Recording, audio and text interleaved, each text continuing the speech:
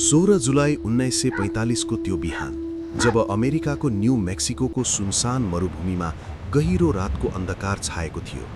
आकाश शान्त थियो, हावा स्थिर थियो, तर केही सेकेन्डपछि मानव इतिहास सधैँका लागि बदलिन लागिरहेको थियो। एक वैज्ञानिक मरुभूमिको बीचमा उभिएर आकाशतिर हेरिरहेका थिए। उनको आँखामा जिज्ञासा थियो, तर त्यसैसँग एउटा गहिरो डर पनि। अचानक आकाश च्यातियो। सूर्यभन्दा हजारौं गुणा तेज प्रकाशले सारा मरुभूमि उज्यालो भयो। यो प्रकाश यति तीव्र थियो कि 160 किलोमिटर टाढासम्म यसको चमक महसुस गरियो र फलामको एउटा विशाल टावर एकै पलमा बाफ बनेर उड्यो। त्यस समय त्यहाँ उभिएका वैज्ञानिकहरूलाई यो दानवको भयावह शक्तिको पूर्ण अनुमान पनि थिएन, जसले इतिहासको धारालाई सधैँका लागि मोडिदिनेवाला थियो। त्यो क्षणमा यो दृश्य देखेर त्यो वैज्ञानिकको मनमा भगवत गीताको एउटा श्लोक याद आयो। अब म मृत्यु बनेको छु, संसारहरूको विनाशकर्ता। त्यो वैज्ञानिक थिए जे रबर्ट ओपेनहाइमर। यदि तपाईले हाम्रो च्यानल अझै सब्स्क्राइब गर्नुभएको छैन भने कृपया सब्स्क्राइब गर्न नबिर्सनुहोस्। तपाईको एउटा सब्स्क्रिप्सनले हामीलाई यस्तै रोचक र ज्ञानवर्धक भिडियोहरू बनाउन ठूलो प्रेरणा दिन्छ। 1904 न्युयोर्क सिटीमा एउटा धनी यहुदी परिवारमा एउटा बालक जन्मियो। त्यस बालकको नाम थियो ओपेनहाइमर। उनी अरू बालकहरूभन्दा फरक थिए। जब साथीहरू खेल्थे, ओपेनहाइमर खगोलशास्त्र, रसायनशास्त्र, दर्शन, किताबहरूको संसारमा हराइरहेका हुन्थे। उनको जिज्ञासाको कुनै सीमा थिएन। उनी असाधारण प्रतिभाशाली थिए, तर उनी अत्यन्त संवेदनशील पनि थिए। कहिलेकाहीँ उनी गहिरो मानसिक तनावमा पनि पर्थे। तर एउटा कुरा स्पष्ट थियो, उनको दिमाग साधारण थिएन। त्यो दिमाग एक दिन संसारकै सबैभन्दा शक्तिशाली वैज्ञानिक परियोजनाको नेतृत्व गर्ने थियो। ओपेनहाइमर न्युयोर्क विश्वविद्यालय पुगे।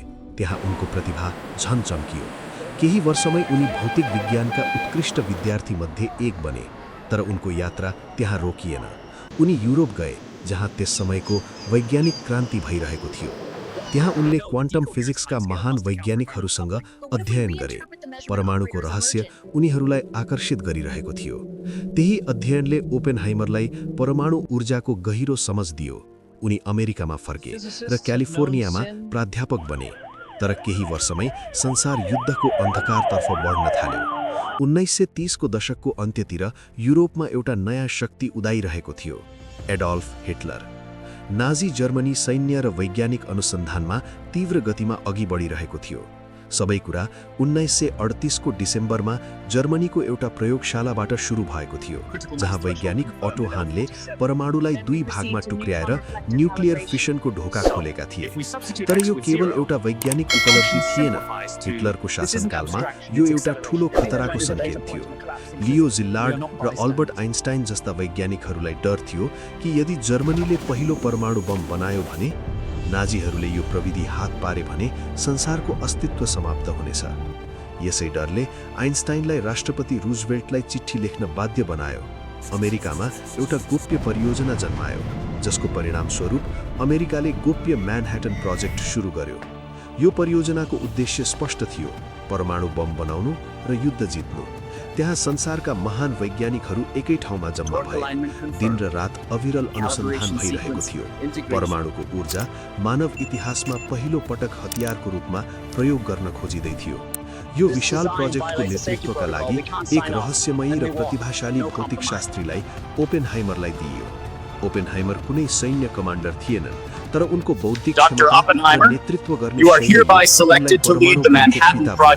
उनले न्यू मेक्सिकोको लस एलमोसमा एउटा यस्तो गोप्य शहर बसाए जुन नक्सामा कतै पनि अस्तित्वमा थिएन, जहाँ हजारौं मानिसहरूले काम गर्थे, तर उनीहरूलाई आफूले के बनाइरहेको छ भन्ने कुराको सामान्य जानकारीसम्म दिइएको थिएन। कडा सुरक्षा र सेन्सरशिपका बीच यो भयानक हतियारको निर्माण कार्य अगाडि बढिरहेको थियो। बम बनाउने बाटोमा सबैभन्दा ठूलो चुनौती युरेनियम 235 को जोहो गर्नु थियो, जुन प्रकृतिमा अत्यन्त दुर्लभ हुन्छ। वैज्ञानिकहरूले युरेनियम र प्लुटोनियम जस्ता तत्त्वहरूलाई बमका लागि इन्धनको रूपमा प्रयोग गर्न दिनरात मेहनत गरे। अन्ततः दुई प्रकारका बमहरू तयार पारिए, युरेनियममा आधारित लिटल बोय र प्लुटोनियममा आधारित फ्याटम्यान। यसै बीचमा वैज्ञानिकहरूको एउटा समूहमा यो डर पनि थियो कि कतै यो धमाकाले पृथ्वीको वायुमण्डललाई नै आगो लगाएर सबै कुरा खरानी बनाइदिने त होइन। 16 जुलाई 1945 त्यो दिन मानव इतिहासको सबैभन्दा खतरनाक प्रयोग हुन लागिरहेको थियो।